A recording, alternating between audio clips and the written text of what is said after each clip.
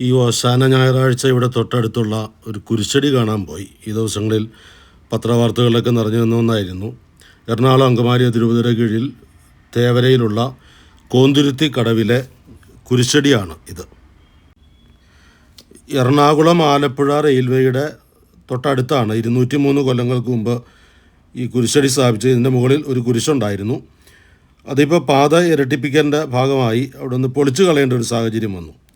അവിടെ ഒരു ഫ്ലക്സ് എഴുതി വച്ചിരിക്കുന്നത്, താങ്ക്സ് എഴുതിക്കൊണ്ട് എഴുതിയിരിക്കുന്നത് നാനാജാതി മതസ്ഥർ. ആ നാട്ടിലുള്ള ആളുകളുടെ എല്ലാവരെയും റിക്വസ്റ്റ് ആയിരുന്നു കപ്പേള പൊളിച്ചു കളയരുത്, ഒന്ന് മാറ്റി സ്ഥാപിക്കണം എന്നുള്ളത്. ഈ കാണുന്നത് പോലുള്ള 8 ഓപ്പണിങ്ങുകൾ ഇതിനകത്തുണ്ടായിരുന്നു. ഇത് ഇപ്പോൾ ഒന്ന് എടുക്കാൻ കാരണം അകത്തുള്ള ആ ഒരു പില്ലർ നമുക്ക് കാണാം. ഇതാണ് ലോഡ് ബെയറിങ്. ഇതിൻ്റെ പുറത്താണ് സത്യത്തിൽ ആ കുരിശ് നിൽക്കുന്നത്. ഇതിൻ്റെ അടിയിലെ ഒരു ചിത്രം കൊച്ചച്ഛൻ എനിക്ക് അടിയിൽ നിന്ന് എടുത്തു തന്നു. എനിക്ക് കുനിഞ്ഞ് എടുക്കാൻ ഇച്ചിരി പ്രയാസം ഉണ്ടായിരുന്നു. ഇതിൻ്റെ അടിയിൽ കയറി അത് എടുത്തിട്ടുണ്ട്. ആ ഫൗണ്ടേഷൻ നമുക്കതിൽ കാണാൻ സാധിക്കും. ഇത് അതിൻ്റെ അടിഭാഗമാണ്.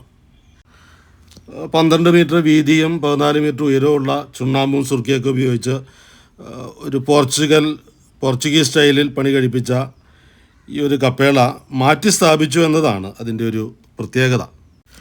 പൊളിച്ചു കളയരുതെന്നുള്ള ഒരു റിക്വസ്റ്റ് വന്നപ്പോൾ പള്ളി വികാരി ഫാദർ ജോസഫ് തെക്കിനേൻ്റെയും കൊച്ചച്ചൻ ഫാദർ സെബിൻ പാലത്തിങ്കൻ്റെയും കൗൺസിലർമാരായ ജോയ് തോമസ് കാനാട്ടിൻ്റെയും MC ആൻ്റണി മുക്കുങ്കലിൻ്റെയൊക്കെ നേതൃത്വത്തിൽ പാരിഷ് കൗൺസിൽ അത് മാറ്റി സ്ഥാപിക്കാൻ തീരുമാനിക്കുകയായിരുന്നു.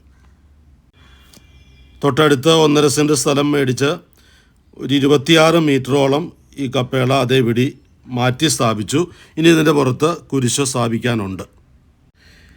ഹരിയാനയിലെ കുരുക്ഷേത്ര ശ്രീറാം ബിൽഡിംഗ് ലിഫ്റ്റിംഗ് കമ്പനിയാണ് ഏതാണ്ട് 25 ഹൈഡ്രോളിക് ലിഫ്റ്റ് ജാക്കിയെല്ലാം ഉപയോഗിച്ച് അത് മാറ്റി സ്ഥാപിച്ചുകൊണ്ടിരിക്കുന്ന ആ പണി ഇപ്പോൾ നടന്നുകൊണ്ടിരിക്കുകയാണ്.